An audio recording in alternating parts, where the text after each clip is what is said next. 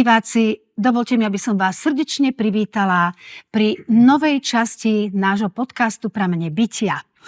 Nakrúcame ju, ako už všetci dobre viete, v showroome spoločnosti Solum Bespoke Jewelry a moje pozvanie prijal akademický maliar Ladislav Pavlovský. Vitaj. Ďakujem pekne. Ladislav Pavlovský študoval na Strednej škole umeleckého priemyslu u profesora Rudolfa Filu a následne Vysoká škola výtvarných umení bola tvoja alma mater. Áno. U profesora Karla Veselého. Áno, a ty si študoval odbor reštaurovanie závesného obrazu a tabuľovej malby. A cesta jeho štetca a umenia od mladosti až po dnešný deň bude práve teraz odhalená. Vítaj u nás. Ďakujem pekne. Lacko, nie je jednoduché študovať na Vysokej škole výtvarných umení a stať sa reštaurátorom. Ako si spomínal pri našich rozhovoroch, keď sme pripravovali tento podcast, že je jednoduché byť maliarom a ten sa vie zverejniť a má PR po celej krajine aj možno aj v zahraničí. Ale tí reštaurátori to majú o čosi náročnejšie. Povedz nám o tom. No reštaurátori v podstate, okrem teda niektorých, ale to minimum, všetci sú viac menej anonymní tvorcovia. Čiže o nich sa moc nehovorí. A keď sa aj hovorí, to málo.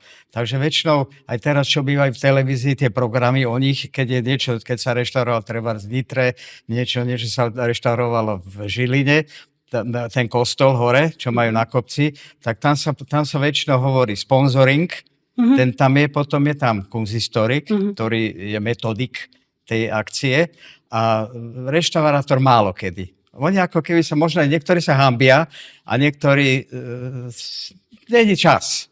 Není sú tam vlastne uvádzaní do toho. Pričom je to veľká škoda, pretože reštaurátorstvo patrí k najvážnejším umeniam, vlastne, ktoré krajina má, lebo odhaľuje tú kvalitu a nádheru historických pamiatok, ktoré tá krajina má. Je to pravda, je to tak, že mnohokrát sa nájdú také veci pri tej robote, že musím to takto nejak uvieť, že máme metodický postup, kedy musíme sa najprv s tým metodikom stretnúť, vieme o nejakej akcii, ktorá sa bude realizovať, majú mať na to nejaké granty, to je veľmi dôležité, a s tým metodikom začneme riešiť, ako tú akciu začneme, akým spôsobom. Najprv sa musí urobiť metodický návrh, že čo s tým približne by sa malo spraviť a ten reštaurátor začne bádať chemickými procesmi, všetkými infra-UV, stratigrafickými vrstvami tých vrstiev, ak je to premalované. Hovoríme nielen o malbách na plátne a na dreve, ale neskôr sme potom robili aj na nástenných malbách. Tam sú vlastne fresky. Fresky. No a tam je tak, že to vrstva niekedy je také hrubé, že niekedy, kým prídeme na ten originál, tak je to niekedy aj 20 vrstiev. Je postupne natierané. A nepoškodí sa to, keď sa tou chémiou to čistí? To nie, to sa robí väčšinou pri obrazok je to iné. Tam sa to môže aj chemicky, ale aj mechanicky. To závisí od toho, že ktorý postup tú vec nezničí alebo ju nepoškodí. Podcast Pramene bytia nakrúcame v showroome spoločnosti Solum Bespoke Jewelry, ktorá sa venuje tvorbe personalizovaných šperkov zo vzácnych drahokamov.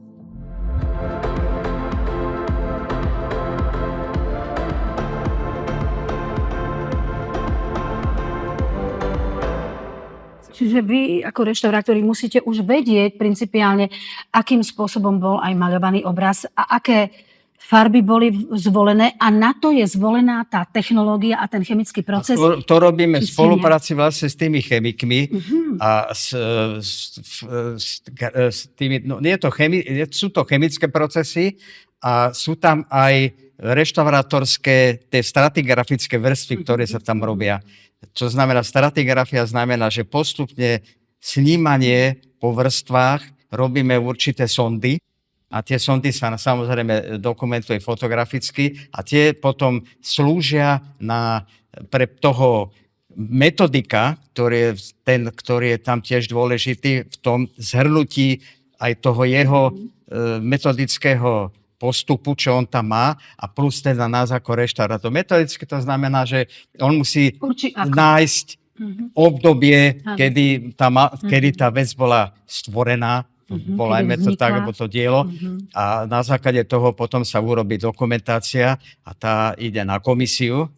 Keď je to národná kultúrna pamiatka, tak samozrejme, že musí tam zasadať komisia. Tá komisia určí, že či ten postup bol správny, a že či sa môže postupovať, alebo ešte niečo doplniť. A keď toto všetko je, to je ten problém, že kým to prejde, ešte tá vec sa nerobí. Urobí sa tento výskum a to je reštaurátorské a tak ďalej. Až potom sa môže začať, po odsúhlasení komisiou, sa môže začať reštaurovaním samotného diela. Čiže to je v podstate ako so stavbou domu alebo veľkých priestorov. Najprv sa to musí nakresliť, povedať, môže sa tam stavať, takúto statiku zvoliť, toto môžeme urobiť. To je to isté pri Volajme to ako lekári, že najprv musí zistiť diagnózu, že čo tomu je, tomu človeku, aby mohol začať robiť niečo s tým. Potom zrejme aj typ poškodenia toho obrazu, že či to bolo plátno, alebo ako boli použité, povedzme, oleje v tých farbách. Keď sme sa pripravovali na tento podcast, mňa veľmi zaujalo, ako si mi povedal, že kedy vlastne vznikli prvé olejomalby, pátrali sme spoločne. No našli sme ten spôsob, ale základom je to, že v tom Holandsku sme zistili, Jan van Eyck, však o tom bol aj krásny 5-dielny seriál urobený. Taliani to myslím robili, alebo aj Holandia. To je niečo asi kombinovanie s týmito štátmi. A tam je vlastne ukázané, že nemohlo sa malovať len na steny. Boli kaštiele a hrady a zámky, kde boli malby na stenách. Lenže ten majiteľ odchádzal preč a nechal tie malby tam a jeho to prestalo baviť, že čo ja tu nechávam tie diela, ktoré ja strašne mám rád a nemôžem si zobrať niekde inde.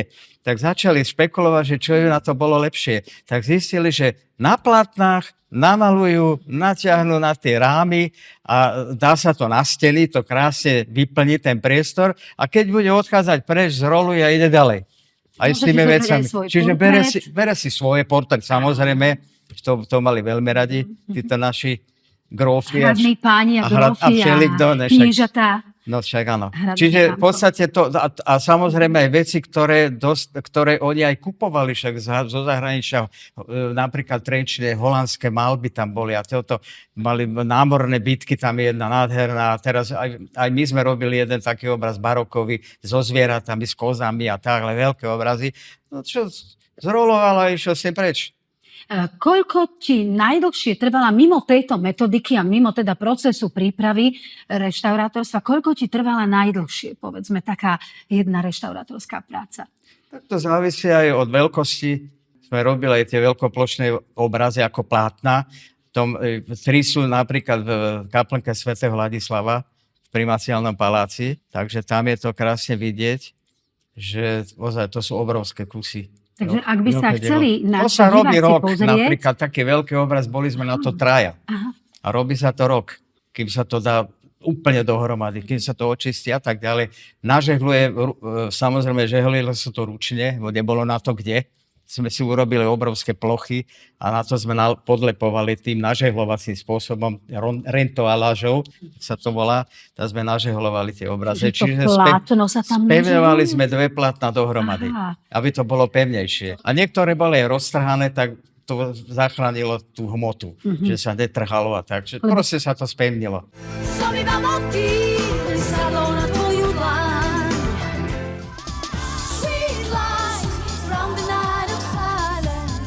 Tým, že je to napnuté, tak to podlieha nejakej neustálej sile a keď sa to dotrhá tým vekom, alebo ja neviem, vplyvom prostredia. Zásahom. Povedzme, že zásahom. Ale možno vlhkosťou, keď to je zle uskladnené. Zle uskladnené. Koľkokrát tí grófi si so šablami pichali do tých obrazov. strieľali do Aha. no, robili všeličo. A vy Našli ste sme aj také veci. Také našli. No jasné, tie doskové malby napríklad, Aha. niektorí boli vyslovene dostrielané. Aha. Mňa zaujalo, keď sme sa o tom rozprávali, ako sa taká tá reštaurátorská práca robí a pripravuje, že keď robíte fresky zo starších období, povedzme, keď je to renesancia a ešte skôr, tak vy ponecháte aj niektoré veci, ktoré nie sú dobre zachované, necháte ten princíp a tak pekne si mi to povedal, som sa to naučila, som si to pietne zachovanie. Nie, že sa tam niečo domaluje, volajme to paškvil, že sa tam urobí niečo, čo úplne znehodnotí ten originál, čo tam je. Čiže zachovávajú sa ozaj dostratená. Dá sa to veľmi pekne urobiť a väčšinou na freskách sa to robí to trateggio. Taliani to používali, to je tá čiarkovaná retuš, to je nádherné, až to krásne vyzerá. Robia aj bodkovanie, ale táto čiarkovaná bola tá klasická. A také čiarkované sa robia na obrazoch. Normálne, že to tak ako splínie, urobí to taký mäkký nádych toho celého. Oko to vníma, ako keby to bolo jednoliaté. Ako keby tam niečo bolo. Aha, ale není. Dimenziu to. Tak, akože a nevyzerá to jak čierna, ale biela diera, ako to mal nejaký vymurovaný a nič sa tam nedieje. Čiže takto sa to robí. No. A povedz mi ešte rozdiel medzi alfresco a sekofresco. No seko to je do suché omietky. To väčšinou sa robilo v interiérových stenách, kde tie rôzne, aj tie novšie kaštele, čo sú tak, my si tam samozrejme stále hovoríme, že plátnové obrazy boli základ, kde oni si to mohli zrolovať a odniesť preč. Ale toto niektorí si chceli aj vymalovať, ale väčšinou sa robili ornamentálne tie malby. Alebo imitácia kobercového takého vzorovania. To už je jedno ako čo, ale chceli si vykrášliť to vykrašľovali týmto spôsobom a to robili v interiéroch a to boli vlastne na suché omietke. Čiže to stačilo. Ale to, čo bolo vonku, nejaká výmalba v gotike, to sa stalo, že aj vonku, tak robilo sa to na mokré omietke. A mokrú omietku použil Michelangelo v Sixtinskej kaplnke. A tento celé robil na mokrú omietku? Celé. To znamená, že mu tam kolegovia a jeho pomocníci pripravovali, že to najprv bol pripravili tú omietku, on tam ležal na tej doske a kvapkal mu na tvár a maloval. Aha. A fantastické. Nie je to nebezpečné? A keď si uvedomujem, keď som si načítala o tej reštaurátorskej práci, aké to muselo byť kedysi nebezpečné, dnes sa viacej dbá na bezpečnosť pri práci. Vy ste zrejme asi nechodili s helmami v tých výškach, keď ste reštaurovali, povedzme, kostoly, chrámy. Bez toho to bolo, hej? Kvapkala na vás tá chémia. Ako to bolo? Porozprávaj mi. Po prípade som sa bavili, že po prípade zle nám urobili lešenári trúbkové lešenie a mali sme aj vyšších kolegov, tak tí mali väčšie obuchané hlavy. Už som počul, jak nadal. Hlavom zase som. No, čiže ani nie tie trúbky, to je mäkká, lebo to je takto, ale tam sú tie šroby. Pohie? No, to je zošrobované dohromady s tými mačkami a do toho šroba, keď sa udrel. Alebo keď sa postaví to lešenie, ty sa po ňom hýbeš, ono sa uvoľňuje. Aj to sa stáva. Aj nám niekedy padla tá doska. A padla doska. A nepadol niekto z lešenia? No stalo sa nám to v Trnave. Jedna kolegyňa, ona tam to bola zaujatá niečím. A naraz pozeráme, a to bolo zle urobené lešenie, čiže nebolo tak kvalitne urobené, ak teraz sa už snažia. Už sú aj rôzne typy tých lešení, že dá sa po tom obvode, keď sú nejaké tvarovky, tak dá sa to krásne obložiť. To bolo také, že odtiaľ potál a dovidená. Ne? Na ona chudera tam začala padať, tak sme ho ledva chytili. Ste už stihli chytiť zase? Laby dole. To je riziko reštaurátorského povolania. Poďme niekde na nejaké jedno pivo, lebo to bola šokovka. Nie, jasné, že sa jej nestalo nič, len trošku sa oškrela, ale nič nejako, že by si nohu zlomila alebo niečo také. To už by bolo horšie, lebo... Prečo sa to stalo? Kto bol vinný? Áno. Už by sa to riešilo. Áno. A to není dobré. Ale takto poviem, že čo sa týka toho lešenia, tak väčšinou sme robili asi v takých výškach. Vyššie som nebol, sú aj vyššie samozrejme tie lešenia, ale do tých 7, 8, najviac 9 metrové lešenia. Ale to, keď si človek predstaví, že by mal z metra skočiť, to bol z 2 metrov a vy ste v takých 7 výškach, vy metrov. musíte sa koncentrovať na tú prácu, na detaily. Toto, že to človek Vstúpiš zabudne dozadu, no. a ustupuje, nie? No. Že jak maliar, že keď maluje, tak je trošku Pozrie, ďalej, aby tak, videl, a že či to je OK a Hej, naraz tresk a už ho není. Že tam nemáte siete, ako v kde? cirkuse, vieš, No keď kde? sú vysoko, Ale by kde? mohli mať siete. To nikto... Žaj. Tak kde? Ale stalo sa to aj v Jasove napríklad, bol jeden kolega, teda robili tam tú fresku obrovskú a tiež sa zabil. Takže aj sa stal tragický Že úraz. spadol dole. No a mali krásne, mali tak nádherné lešenie, že perfektne urobené schodište, z dosah, ale ozaj krásne schodište. Čiže je to len na Spadol. vás, naozaj, ako dávate pozor, ako... Musí si človek uvedomiť, že nie je na zemi. Nie na zemi. No. To je náročné, Je. povolenie. Čiže týmto chceme vlastne povedať o tom reštaurovaní, že je to veľmi v týchto nemyslím reštaurovanie obrazové, aj tam je niečo, sa možno stane, ale menej, ale na týchto freskových tam veľký pozor treba dávať a veľmi zodpovedne ísť k tomu. Čiže musíte byť sústredení, koncentrovaní, dávať pozor na to, aj ako sa Aj na spravujete. tých kolegov, lebo Aj na nie sme kolegov. tam sami, musíme brať aj jedné, aj druhé, Pohľad tretie. vzájomne na seba, no, práve. aby to všetko bolo v poriadku. Ja, keď som v úvode ťa uvádzala, že čo si študoval, teda, že to bola tá závesná maľba a tabuľová tvorba, tak nám vysvetli ten rozdiel medzi tým. No, závislý obraz, to je vlastne obraz na plátne, čo sme aj hovorili, že to plátno, to si napli na nejaké, volali to blind rámy, ako slepé rámy, Áno, ktoré boli akože, preto je slepé, lebo ho nevidno. Hej? Preto sa to volá. No, ale blind rám totiž, však to je Slepý, jasné, to je hej. zahraničné. A Nemci hlavne. A teraz oni v podstate sa napínajú, klincujú, máme tie napínacie kliešte, oni to tiež určite tak robili tiež, tí Taliani, čiže a potom sa šepsovali, čiže robili sa na to biele, buď teda biele, alebo, no dobre, základ bol šeps, kriedový, a na to potom dávali, barokov si dávali tú imprimitúru, taký ten základný podmalbu na to a potom na to začali modelovať tie tvárečky. Aby to lepšie držalo? Preto sa to robilo? Aby to No, malo aby to malo jednoliatý nejaký podklad? farebný efekt, lebo keď sa to robí na to, teraz tí impresionisti, tak to robil na to biele. On to rýchlo mastil a mal to namalované. Čiže to bola taká tá rýchlomalba. Ale veľmi pekné, však tie veci sú ozaj nádherné. Ale baroko to bola technológia, ťažká, renesancia to isté.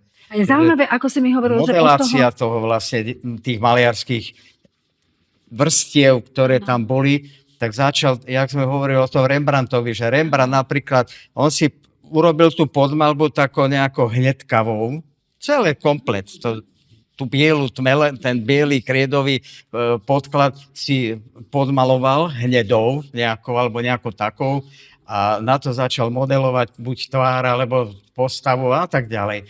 A potom začal lazúry. A išiel jedno za druhou, po lazúrach, lazúry, to všetky do toho laku dal nejakú farbu a už dával, že tuto dáme takú ružovku ešte. Lebo keď to je len také podmalované, tak to je nič. To tam vlastne vidno, že je to krásne nakreslené, však kresliari boli super, ale nemá to tú hĺbku. A tam vznikol plasticita, úplne hĺbkový taký Ako keby 3D efekt, oni už vedeli vtedy v baroku vytvoriť. Jasné. Umelo. A nás presvedčili a my sa na to pozeráme a ty vidíš to nebo, čo vedeli oni vtedy maľovať. Choďte do Viedne. No, Albertina? No, to je jedno kde, ale tam, kde majú Rembrandta, tak my sme tam pozerali, s kolegom sme pozerali, nadávala nám tá tetka tam jedna, že nechoďte tak blízko, ale sme tam išli pozerať, že jak to ten človek robil, že to má taký efekt plastický vyslovene, a to je malba. Inak toto som sa ťa chcela spýtať. Ty ako umelec si určite pochodil množstva galérií po celom možnom svete. Ja som mala tiež príležitosť byť v Chicagu a videla som od impresionistov cez všetkých možných maliarov sveta najlepšie mená. Čo teba najviacej zaujalo? Ktorí maliari sú pre teba takí, že povieš si, toto je špička, toto je to, čo mám rád? No, takto ti poviem. Mne sa aj páčia tí, čo sú vo Viedni, tam je celá zbierka toho Brechela. Tých figúr, čo on tam má, to sú vlastne detské hry, také niečo, taká alegória čohosi a tak, ale je tam strašne veľa figúr a to je fantasticky urobené. Bruegel sa píše, to je Brechel, a on má tieto veci v kúzelné, vyslovene kúzelné. Nehovorí, že len to. Samozrejme, že každé to svoje obdobie má svojho velikána, tých je veľmi veľa. Čiže vybrať nejakého... Čo si rád pozrieš, povedzme Monet. U napríklad. impresionistov, ako robil Lekna, alebo jeho... Čo mňa veľmi u Moneta zaujímalo, bola tá katedrála, že on ju kreslil alebo maľoval, ty to tak krásne povieš, že v iných svetlách. Ráno, popoludní, podvečer. Áno. Myslím, je to 6 alebo 7 tých obrazov, že... A tie sú Paríži. Tie sú tam v Paríži. Tie Ja som som ich videl. videla v tom Chicagu, to je neuveriteľné, že... Je, no, však on to urobil viac, takže je toho veľa aj porozkladaného všelikde po svete. A pri niektorých obrazoch by sme boli prekvapení, že si myslíme, že sú veľké tie obrazy. Napríklad jeho Lekná, to je... No, moment, Jeden takýto tieto obraz. Lekná má velikánske. Niektoré veľké. Vieš, že ich niektoré má v malé. Londýne, si chod do galérie pozrieť. Tam sú. A to je obrovská plocha. No to si maloval Lekná, no. No a čo?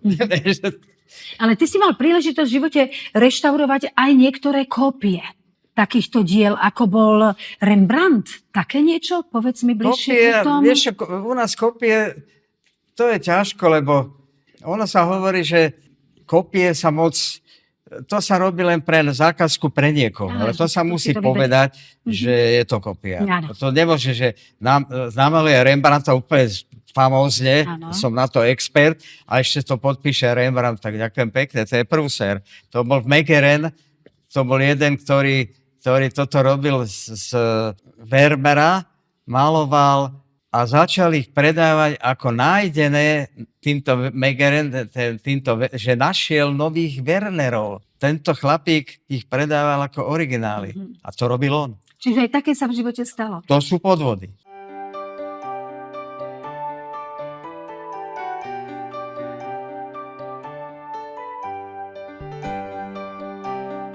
A okrem podvodov vieme aj to, že nejakí amatéri sa niekedy chcú pustiť do nejakého reštaurovania, majú pocit, že to spravia dobre a nedávno zverejnená tá freska, Myslím Španielsku, čo... áno, Ježiša Krista, povedz nám bližšie o tom. No tak to bolo dobre. Je to tak, že keď... Poviem to ináč. Keď sa reštauruje vec, tak ľudí to ani tak moc nezaujíma, že je to krásne zreštaurované.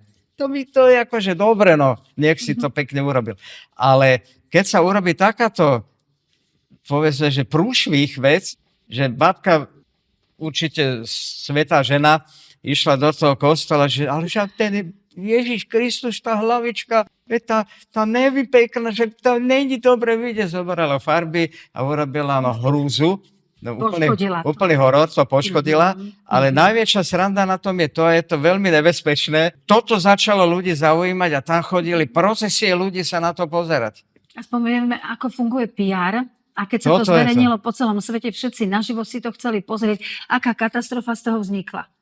A umenie, kde sú skutočne reštaurované obrazy, nádherné, možno to ľudí ani tak... Moc nezaujíma. Však treba sa ísť pozrieť, že koľko ľudí chodí napríklad do galérie. Viem, že táto naša nie, ale čo sú tie svetové galérie, tak dobre, no do Louvru sa chodí, tam sú procesie ľudí, čo čakajú a tak, ale to je zase tiež nie dobre aj pre toho diváka, že má tam tak plno ľudí, že nemôže vychutnať tie veci.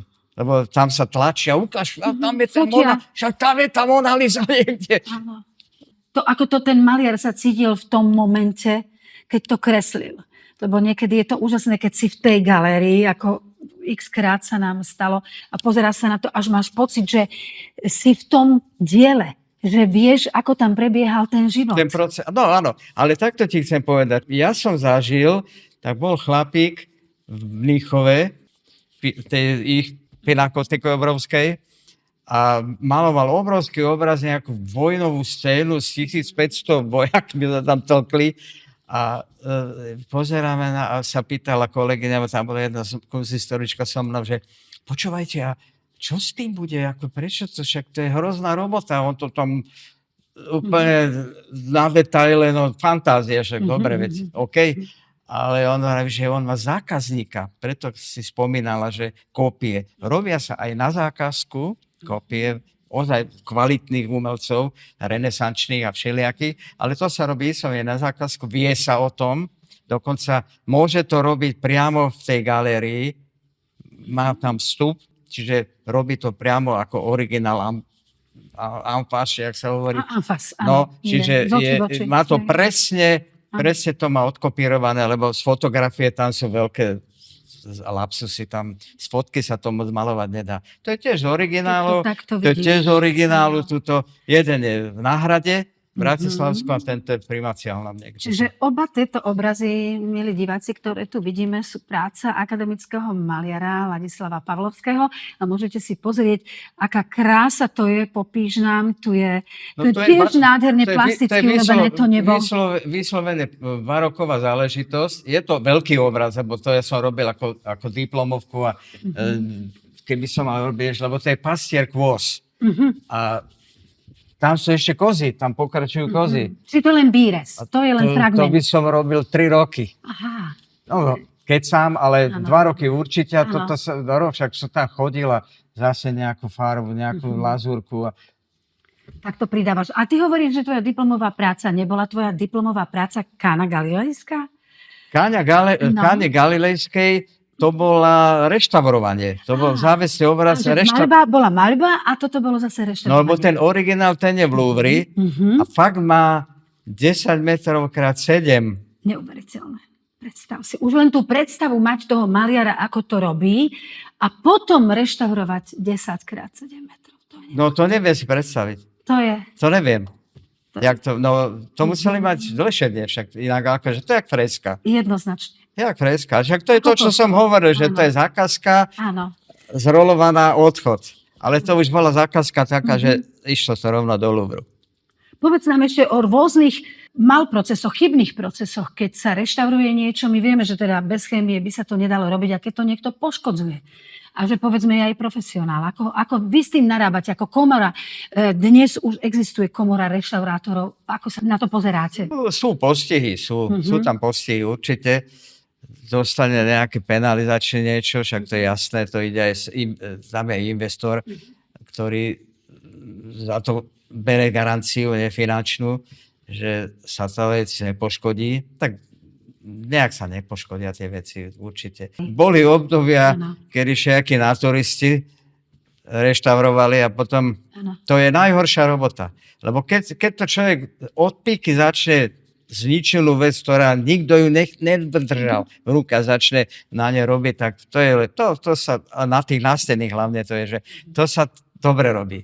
Lebo to robím s láskou, lebo vie, že nebude tam nejaký premalovaný betónové nejaké múrivá sa tam, aj také sme zažili, to bolo cementové múrivo a potom bola freska.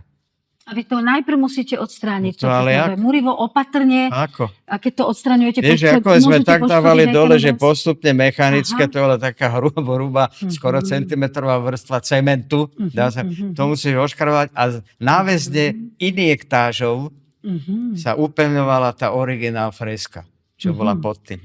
To je strašná robota. Ťažká robota. Jednu vec si mi ty vravel, že niekedy musíte vy aj zakryť, keď sa odhalí nejaká práca na reštaurovanie a vy to nestihnete, ešte ten proces prebieha, aby to ľudia nepoškodili. Tá príprava na to, vy ste povedali, že to nejako tiež cementujete. To je normálne múrivo, klasicky omietková, nie cementová, to nikto nedal dole.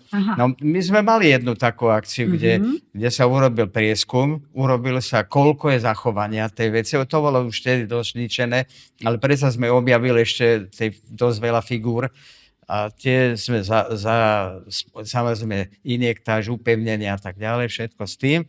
Vždy tie hrany sa primurujú. Kde je omietka, tak tam sa ešte primuruje nejakou maltičkou, aby to držalo, aby to nepadalo dole. Rozumiem. No a potom sme na to dali takú vrstvičku omietky, aby to bo tam sa dalo dostať. Však hovoríme, Uhrovca hrad, tak tam bola tá freska otvorená. Tam Bardo mohol vyliezť na tom kopci hore, decka tam určite kamene hádzali do toho, tak sa to radšej zakrylo. To tak nechytá tí deti, aby začali tam počúvať, tam je tá hlava, poďme ju tráviť. A tak ďalej, to je jasné. Lebo oni si to neuvedomujú, že to je naše národné bohatstvo, že to je naša Nikto im to kultúra. nepovedal. Nikto im to nepovedal. Nevychovávajú sa teraz deti tak, že chráňme si to. Koľko rokov sa v našom štáte nechávali zrujnovať počasím, vekom, neviem čím všetkým, aj tie kaštiele, hrady, zámky. Teraz nevieme, či je na to dostatok prostriedkov. Ako vy to vnímate ako reštaurátori, keď sa tak prechádzaš po krajine a povieš si, toto už malo byť dávno hotové? To závisí aj od toho majiteľa veľmi. No, u farárov to je iné, ale čo sú také tie štátne zákazky, tak to sú štátne. Každý hovorí, nejsou peníze. No to nám chýba, hej. Čiže, ale oni tie peniaze sú. Však napríklad sú grantové programy, vtedy, čo už po tej dnešnej revolúcii, chvíľku ešte tých 90. rokoch, potom začal byť ten grant, to sú tie norské fondy a tie dávali obrovské peniaze na reštaurovanie pamiatok. Je mi ľúto, že sa to nerobilo vo väčšom množstve, lebo ja napríklad som chodila na akordeón do kaštieľa grofa Esterházyho v Seredi.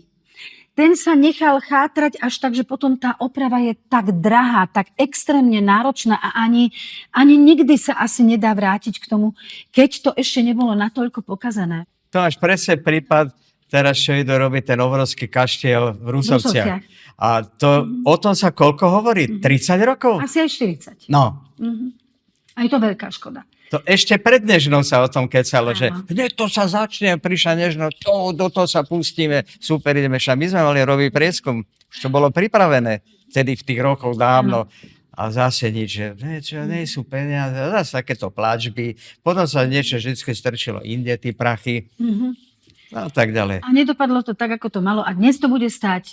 No je to v hroznom stave. Peňazí. Je to v hroznom stave. A ani to nevie sa nikdy dať do pôvodného vždy ťažko, ale aspoň isté typy zachovania. Keď očká zatvorí biela v lese, zaspí aj chrobáčik tam, kde sedel. Lienky si sukienky poskladajú, cvrčkovia odložia slák na trávu. Povie ti ten prípad napríklad, keď sa robil kaštiel v Antole, Svätý Anton je to dneska, tak ten kaštiel bol napadnutý drevomorkou na streche. Vieš, čo to je drevomorka? To ti zožere drevo. To sú také huby a to ti začne žrať to drevo a začne sa to prepadávať. Jak sa objaví drevo? Nám sa to objavilo, Monika robila jedného krokodíla krásneho. Mali sme ho vonku a že ježiš, čo to tam kvítne na ňom? Bola drevomorka. Totálne zožrala to drevo. Ja som hovoril, sú tu ešte niekde, lebo máme kopu dreva všelikde. Našťastie to chytilo len toho krokodíla. Neviem, jak sa to stalo, ale ona tam niekde, tá drevomorka sa objaví. Buď to už bolo v dreve. Buď to bolo v dreve a presne. To keď nie je očistené úplne totálne a niekedy netušíš, kde sa to nachádza, môže to byť vo vnútri. A je to ako vírus, sa to šíri. My sme mali jednu akciu, to bolo z Liptovského, to je ako tie Liptovské oltáre známe, tak tie sme zobrali z Liptovského Jána, tam boli v jednom také kúrii, všetko zožraté červotočom. Teraz sme rozmýšľali, čo s tým. V prvom rade sa musí zbaviť tých červotočov. Môžeš ich namáčať, oni tam furt sú. Vieš, kde sme chodili? Do Roztok u Prahy. A v Roztokách u Prahy je také obrovské kobaltovo-bombové centrum, kde oni toto zabíjali. Oni ich tako, že znefunkčnili, jak sa hovorí, sterilizovali tie červotoče. Čiže oni už nevyrábali ďalších nových. A tam sme to chodili dávať. A potom už sme mohli aj namáčať, akože dávali sme tie petrifikácie, ako spevňovať tú drevo, lebo to bolo jak špongia. Čiže keby ste ich na začiatku namočili, sa vám to rozpadne a nemôžete robiť nič. Tie potvory tam ešte furt sú. Ale nepracujú. Už nemajú. Skončila erotika, jak sa hovorí. No, čiže, a to sme zachránili, tieto Liptovsko-Marské, to sú v Pribiline. Tam je celá tá, čo sme robili, jeden oltár hlavný, potom dva bočné a všetky lavice, kazateľnica a tabernákulum. Tabernákulum to je pred najväčším oltárom hlavným. Je taká skulptúra, taká vyzerá tak maličký objekt, rotunda, hej, a tam oni mali to omšo, teda to víno a neviem, keď sa robili tie Áno. smerom k veriacim sa robia všetky tie obrady. Však to Rozumiem. Áno, veď sme chodili. Takže, a tento oltár a všetky tie lavice, všetko tam je v tej pribyline, v tom kostole. To je z Liptovskej Mary, ten kostol. Takže ty si reštauroval nielen obrazy, nielen to všetko, čo si nám porozprával, ale teda aj vlastne interiér kostolov. Áno, aj plastiky, pozor, aj plastiky. Ale to väčšinou tak, že spolupráci s rezbármi, sme mali aj vlastných rezbárov, ktorí špecializovali sa vyslovene na toto a my sme s nimi robili potom tie tzv. Polychromované. To bolo premalované. Vieš, jak vyzerali tie tváre tých svatých? Tie boli premalované však. Krásne boli také bielučké tváričky, jak čínsky boh srandy, mali tie ksichty a to bolo olejkami natreté, že dobre to držalo. Áno. A potom bol ten nádherné inkarnátiky, také tie tváričky, ruky, to sme museli, babi to všetko, aj my sme robili, ale to všetko, zbláziť sme sa išli. Že dostaneš vec, ktorá už bola zničená tým, že bola opravená, takzvané. Opravovať to poškodené, to je trikrát horšie. No. To je to, že keď je tam zásah, ktorý poškodí vec a tá sa má potom odstrániť, to je horšie, keď sa nič s tým nerobilo a potom sa s tým bude robiť ozaj akože reštaurátorským spôsobom a nie takým naturistickým. Áno. Tak vtedy to je chvála Bohu, jak sa hovorí. A povedz mi po Slovensku, kde môžeme vidieť tvoje práce? Porozprávaj nám. No takto, začneme odzadu. V Košiciach máme v dome svätej Alžbety máme Kalvárii, čo sú tie obrovské gotické dve plastiky, to je Panna Mária a Ján. Medzi tými potom krucifix, ale toho sme nerobili, ale tí majú 2,20 m tie plastiky. Tak to sme akože robili. To bol taký začiatok. Čo sa týka ostatného, tak všelikde. Keď sme teraz, boli sme aj medzi Lavorci a pozrieť toho Andyho Warhola a hovorí, že ideme po pamiatkách, tak Bardejove som robil gotické tabulové malby, krásne ináč. Potom, jak hovoríš, Trenčín, to bola tá zbierka tých závesných obrazov, Iležáziovskej zbierky, obrovskej, však to poznáme. Potom v Bratislave, to je jasné, to je Primaciálny palác, to je kaplnka svätého Ladislava. Potom aj vo Františkánoch, aj priamých Františkánoch sa robilo.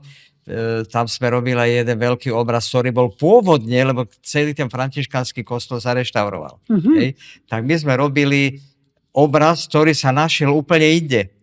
Ktorý mal byť oltárnym obrazom. Lenže už medzi tým sa nejaká vitráž dala, ktorá aj zmenšila samozrejme ten oltár, ale už sa to všetko k tomu prispôsobila, potom sa až našiel obraz, tak ten obraz visí napravo, jak prídeš, jak je tá svetiňa, hej, vpredu, tak na pravej strane zavesený aj s rámom. Ešte aj ten rám sa našiel. Ale potom až. A ten sa aj nažehloval, ten obraz. To s jedným kolegom robil. No to som spovedal, že oni vlastne ten oltárny obraz vo Veľkých Frantikoch, tak ten bol v jezuitskom vlastne. Kúsok odtiaľ je jezuitský a tam je ten Ignác Loyoli a ešte ďalší svätí. No tých sme tiež robili. To sa robilo len čistenie, to sa priamo na mieste. V Banskej Bystrici si robil tie nádherné hodiny. V Banskej Štiavnici. Štiavnici, áno. No. A tam bola tá sranda, že tam nebol nikdy, to sa volá, že gnomon. A to je taká tyč, ktorá ti určuje smer hodín. Tam toho tieňa. Podľa slnka a tieňa. Áno. A mali sme jedného takého hodinára, ten si tam prišiel, doniesol si také niečo, takú nejakú, neviem, jak to vymyslel, že jaký má mať sklon. Ešte aj to nám presne povedal, jaký má mať sklon, aby to malo presnosť. Lebo to nie je, že nejakú tyč tam narazí, že on si bude robiť, čo chce. On to presne vyrátal, že jak to slnko ide stále, však to ide furt takisto, krásne ukazovalo ten čas. Vidíš. Ten tieň pekne prechádza. A funguje to doteraz? Jasné, ide, po pohode, no. A kde je to? Je to v Banskej Štiavnici na hlavnom námestí? Ako je hotel Grand, myslím. To je Tak Grand aby Hotel. Ste si diváci mohli pozrieť reštaurátorskú prácu, ktorá to je vlastne vonkajšia freska, Je to exteriérová. vonku, samozrejme. Je to exteriér, takže každý si to môže pozrieť. A potom si mi povedal, že si mal práce aj v Komárne. A to ma zaujalo. Tam boli tie ohne. O tom Komárne, to nám dali jeden obraz robiť, ktorý je veľkoplošný, v podstate taká štrúdla, to voláme, že je gaučový formát, ale to je, to je obrovské. A tam bola, Koľko že má metrov? ten môže mať 3,8, nejak tak, do 4 metre má určite, a výšku nejaké 2, aj niečo. A tam je vlastne ukázané zemetrasenie v Komárne, ktoré pre nich tam bolo hrozné to zemetrasenie, aj horelo potom, samozrejme, že tam horeli. A tam sú, to je zaujímavé pre Komárne, že tam sú tie cechové domčeky, aj s tými cechovými obuvník, pekár, a to všetko tam je. A utekajú tam odtiaľ, utekajú do lodiek nejakých, tam je táto Dunaj, je? A vlastne to je Dunaj s Váhom sa tam zlieva dohromady. Fakt sme to všeličo našli. Strašne veľa figúriek je tam, že to je taká dobovka pre nich veľmi dôležitá pre Komárňanov, že majú vlastne tento obraz. Bo nebolo to dobre vidieť, sme to tam museli očistiť. Najprv to svábnutý lak, zoxidované až a tak ďalej. Krásne vyliezlo. Ten obraz vyzerá dobre. Je tam stále. My si to inak aj pozrieme, my si nasnímame kúsky tvojich prác. Ja tu mám teda bude možnosť. jednoznačne. Ja tu mám dokonca aj takto krásne popísané také tvoje kurikulum vitae. Také, no dobre. My to síce nasnímame, ale ja to musím aj takto, keď sa o tom rozprávame, tu vidíme, akým spôsobom prebieha tá oprava, že ty zapisuješ každý kúsok toho procesu prác, stav pred reštaurovaním, stav počas žehlenia, ako si to spomínala. Tuto to vlastne vidíme, až vidíme záverečný ten nádherný obraz, ako vo finále vyzerá. Aj tmelenie tu krásne vidno, jak bolo Tmelenie, poškodenie. aha. Jasné. Aký to je pocit pre No, reštaurátora, keď dokončí tú prácu a tá práca zrazu je niekde na stene a môžeme sa na to pozrieť. Tu sú tie fresky a toto vyzerá, to sú že... tie gotické, ktoré sú v Trenčanských Biskupiciach. Áno. A to nebolo vidno. A to čo som práve spomínal, že bolo to tými cementovými omietkami zahádzané a to sme odmalovali. A to, čo sa zachovalo. Oni tí veriaci stále hovoria, kedy nám to domalujete? A my, že a čo tam máme namalovať? Však to poškodíme tu. Ale však to sa nedá. Fúr tam niečo, že domalujte to. Tak amatérsky To vnímajú, nejde že domalovať.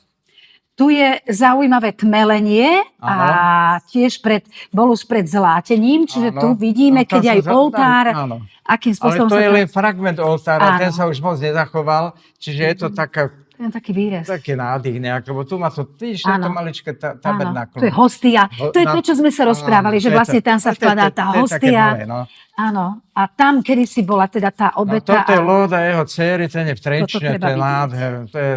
To je špičková vec. Takže odporúčam všetkým, kto sa pozrie do Trenčianskej galérii, mesta Trenčín. Tam sme väčšinou robili veci my. Áno. No toto je veľký toto oltár. Je Trnava, to je oltár v Trnave. Kráľovna anielov. Anielov, presne. A má čierne oblečenie, že mi to prípada trošku ako Notre Dame. Ako v čiernom, ako oni hovorili, že Mária. Kráľovna anielov, ona bola, myslím, že v čiernom, mám taký pocit. Áno, že tiež mi to lebo je tam má je. to čierne rucho. Čiže toto, to je veľmi tu zaujímavé. detailnejšie, to je to isté. To je ona a v detaily. Trnavy, z jednej tej kaplniek, čo tam je. To je tiež kaplnka Kráľovnej anielov. Tu tiež mám pocit, keď vidím to nebo, že tiež ste dodržiavali tej plasticity, čo si povedal, tej hĺbky toho všetkého. No, toto je vlastne tiež tej kaplnky a to je Anna s Máriou. To je matka s dcérou. Aha, čiže matka Panny Márie sa volala Anna. A to je Mária. A to je s Máriou.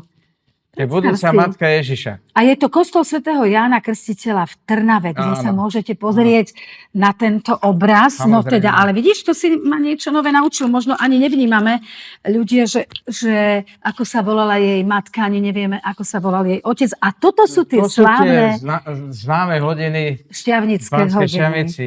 čo je tu veľmi zaujímavé, je, že je to 450 na 280, Taký tak aby drobček. si každý vedel Ale predstaviť, keď to v robíš. určitej výške, tak v to istej musíš, výške musíš to vonku. vnímať. A je to vonku. Takéto reštaurátorské práce sa plánujú, že musia byť naplánované predsa v relatívne dobrom počasí, keď je teplejšie, nie? Myslí sa na vás tedy, aby ste to nerobili v zime, keď mrzne? Povedia termíne vtedy a my, že no Oktobri? dobre, ale jak ja vám vedie, aké bude počasie v tom termíne. Že my sme museli znova použiť tú metódu, aby sa to vôbec zachránilo v tom stave, v akom to je teraz. A predstav si, že to už je 20 rokov, 22 rokov. Hej. A vy to musíte urobiť tak, aby to bolo pre ďalšie No my generácie sme a práve pokolenia. písali do dokumentácie, že by bolo dobre vždy tak po 5 rokoch urobiť nejakú Rozumiem. fixáciu alebo niečo, lebo ono to tam opadáva. Áno, je to exteriér a podlieha poveternostným podmienkám. To ide do Jasné. skazy. Tuto máme veľmi zaujímavý kostol. Povedz nám, o čo ide. Je to väža. Čo Toto je nejaký máme? nemecký autor, to je malba ináč, ono to bolo potrhané. A Toto je v Necpaloch, oltárny obraz. to je, áno, Čiže to je oltárny obraz. Toto je Toto zaujímavé. Toto sú také drobnejšie veci. Toto už väčší obraz. Áno, ale tu už vidíme tá práca na príprave toho plátna, keď sa Áno. napína. Áno, Ako to presne. je. Môžu sa ľudia pozrieť, že nech aj trošku vidia No do tuto kuchyne. robíme takto. Keď sa nažehluje na nové plátno, ty musíš očistiť ten obraz. Ale môžeš ani nemusíš očistiť, ale v každom prípade sa dáva tzv. Maska papierová. To sa nalepí, to sa volá Japan, ten papier, to je kvalitné jak šlak. A to sa glejovou vodou sa na tú malbu vlastne nalepí po kusoch. Také tapetovanie ako keby. A potom po nažehlení sa sníme dole, už drží tá malba dohromady, lebo už aj zo spodu chytená, aj z vrchu je tým glejovou vodou chytená a potom sa môže pomaličky odstraňovať a dočisťovať tá malba. Aha. Čiže to sa tým zachráni. Však neviem, či to nebude pokračovať ďalej na tej fotke. Áno, tuto je vidno, ako to pokračovalo, ako to už je krásne urobené. Ja to otočím už je tak, aby si to... Už je to odstránené od tej masky, čiže už je to v podstate pripravené na napnutie. Na napnutie. Na slepý rám. No, tu je napríklad. Tuto vidíme, že ako sa to už napína. Tu je jeden taký proces, že to len kruh zostal, aby to, lebo chceli to do štvorcového formátu, tak len farebne sa to takto upravilo. Toto ma zaujíma. Toto vyzerá, že je kazateľnica. Áno, to je... Kde to bolo? No to je Lazisko, to je Svätý kríž, áno. Áno. No toto je na východe. To boli prvé naše, s jedným kolegom, prvé naše nažehlovania z týchto veľkoplošných obrazov. To tiež má 4 metre. To sú úžasné veci. To vyzerá ako maličké, ale v tom kostole je to fakt taký drobec. Tuto je vidno, ako si krásne to... No to je na plechu taká malba a tiež bola poškodená, lebo predsa len tá malba odpadáva. Áno. No a to je už, to je tie kúsky, čo sú odpadnuté a toto je už potom scelené farebne. Finálna práca tvoja. A toto tu To sme je to to mali, že isté, sme videli aj to, ten proces. ako si ty povedal, to tmelenie, to je zaujímavé, že ty musíš precízne... No musíš si to podsmeliť, lebo tam máš vlastne priehlbinu. My sme našli v prezidentskom paláci, to je tá sala teréna, to je tá dolná, kde chodia aj novinári a tak, tak tam sme našli pôvodnú rokokovú malbu. No toto bola tak, no to je to, čo som ti hovoril, to je ten paškvil tých maliarov, nejaký izbový, by som to povedal, a ono to takto tvrdo vyznelo, ono to má také mekučké, neviem, či to tam bude ďalej. Pozrieme Áno, sa, to je vlastne to je ono. To je to. A to je tam, to je v prezidentskom A vy paláci. ste to potom opravili? No tak a potom toto ste to vyzerá. takýmto spôsobom reštaurovali? Vieš, čo ti poviem, čo tu Pozrime si je? na ten Keď bola komisia... Tu je to také romantické, amatérske? Tvrdé. A toto je pozriak mekučko pekné, alebo to je rokoková záležitosť. Ale to ti chcem povedať, že bola komisia a kočky to 3 farbami vymiešali sme, robili čiarkovanú retuš. Do plochy. Tej celej plochy. Čiarkovaná retuš. No aj tu ešte. Toto je nádherné. A toto To myslím, je vlastne ono, že hej? to som ja, hej. No. Áno, a to si ty Čiže pri práci. No a toto je to, čo sa chodia novinári. Áno. Do tej sála teréna. To je tá najnižšie položená miestnosť a keď ideš von z týchto dverí, tak ideš rovno do parku. No, oni to tam majú už uzatvorené tými sklenenými, ale to je, však to bol pionierský palác. Áno. Sme tam chodili. No, nie je to To je nádhera toto? nádherná práca. Ako prebiehajú tie práce, keď máte tie prípravy, tie metodiky, to všetko? To je veľký proces. Vieš, A ako koľko hovorím. ľudí sa na tom zvykne zúčastňovať? To by ma zaujímalo. Keď to bolo v rámci akože firmy, Áno. tak je tam reštaurátor, možno nejaké dvaja, traja ešte, čo robia spolu, alebo dvaja, alebo traja, štyri, no, závisí od veľkosti veci. Potom je tam fotograf, ktorý to príde nám presne nasnímať, my sa si nebudeme zaoberať, je tam fotograf. Potom je tam metodik, ktorý vlastne je z pamiatkového úradu priamej tej lokality, kde sa tá pamiatka vyskytuje. A táto kombinácia ľudí potom začne konzultovať, že čo sa bude ďalej s tou vecou robiť, lebo to ešte stále sa len rozmýšľa. A potom príde narad to, že spravíme tú stratigrafiu, spravíme tie mikronábrysy a neviem čo všetko, prídu chemici, tí nám urobia chemický rozbor, urobia na oni majú tie mikroskopy, hej, a urobia nám mikroskopické fotografie, všetko, a to sa potom všetko dá do dokumentácie aj s našim textom, čo tam je, aká to je veľká vec, aká to je hento, a potom príde metodik a teda ako kunsthistorik a ten napíše o tom, že z jakého obdobia a tak ďalej. Môžete vy ako reštaurátori zasiahnuť niekedy do tejto pripravovanej metodiky, keď vidíte, že niekedy proces nie je úplne taký, aký si oni mysleli a vy pritom pri tej tvorbe zrazu vidíte dáke nové okolnosti. Aj keď je už výskum, vždy nevieme, vidíš biela stena, tuto máme urobenú sondu, toto je ako sonda. Áno. A tam máme ten originál. Ale my nevieme, akom stave je, len keď urobíme plošný odkryv. Áno. A vtedy sa urobí ešte nové zistenia, že toto chýba, tamto, lebo ja nemôžem na takomto kúsku povedať, že za čo to budem retušovať. Lacko, mne nedá sa ťa neopýtať na takú špecifickú prácu v tvojom živote, že ty si nebol len reštaurátorom, ale raz si dostal ponuku účinkovať vo filme Juraja Jakubiska. Aby sme vedeli, to bolo obdobie, keď Jakubisko mal dosť veľké problémy, hej, to vieme, socializmus a tak ďalej, tak on mal robiť niečo pre krátky film. A on keď vás badal, urobil najprv kamerové skúšky, jak sa to vždy robí, nie?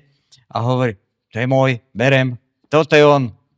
A to bola hlavná úloha? Ja som bol hlavná postava filmu 3 vrecia cementu a živý kohút. Áno. A v tomto filme ešte ako ďalší hlavní boli Justin Topolský, Peter teda, však jasné, a Zúza Jezerská. To boli hlavné. A potom tam bola Darina Porubiaková, ale to ešte bola mladučka. Tá tam bola, ale to je ako v tom komparze tých všajakých detí. A to sa vlastne odohráva takže starý mládenec, ktorý si stavia dom a má ho tak postavený, že ešte nejaké steny sú voľné, ešte sú vidieť von a už tapetuje. No, sranda. A mal nejakého kohúta. S tým kohútom sa baví, lebo starý mladec, tak potrebuje nejakého zvera, tak mal kohúta. Preto sa vedel, že 3 vrecia cementu živý kohút. A tie 3 vrecia cementu, to je vlastne to stavanie toho domu. A popri tom boli to vlastne bolo v kluboch SZM. Ona bola zanietená SZMačka Jezerská. No a Topolský to bol rebel. Ten tam robil takého rebela a spieval. Muziku robil Janda z Olympiku. Skutočne? A ten kohút to bol, to bol živý kohút? Živý. Ty si pracoval so živým Bavil kohútom? sa so mnou, vadili sme sa spolu. Neďobal ťa? Skákal po mne, aj prskol na mňa. Áno. No, zrkadlo. Komu sa chceš páčiť, čo? Komu? Tebe. Pre koho sa chceš parádiť, čo? Vylez mi na hrb. Aha, to je nápad.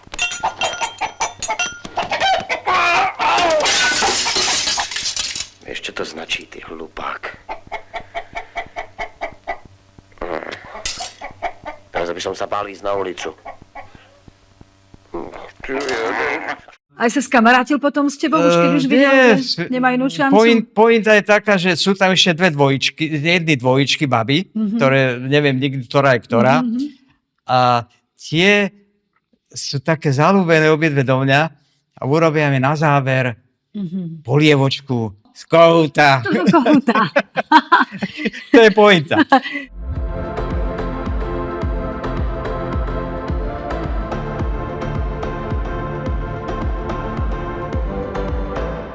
No a tam končí potom nejaká taká scéna, vrtuľníkom to berú, decka, my sme to na krahulách robili, to bolo zima jak šlak.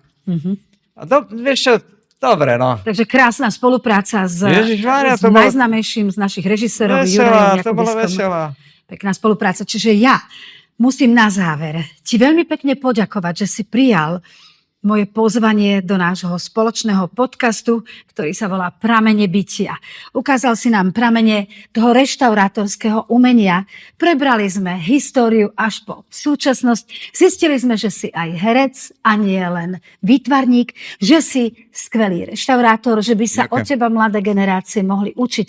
Ja ti z celého srdca ďakujem, želám veľa zdravia, veľa nových vízií do budúcna a som šťastná, že naozaj, ako sme si povedali v úvode, že ten umelecký štetec tvojho bytia, že až do dnešného dňa má elán, má radosť žiť a tvoriť. Ďakujem pekne. Ďakujeme veľmi pekne reštaurátorovi, akademickému maliarovi Lackovi Pavlovskému za návštevu v našom podcaste Pramene bytia. Ak by vás zaujímali aj ďalšie otázky, na ktoré sme vám dnes neodpovedali, pokojne nám napíšte do komentára a my vám zodpovieme na budúce. Aj prípadne ďalších hostí, akých by ste radi videli, alebo aké okruhy otázok by vás zaujímali.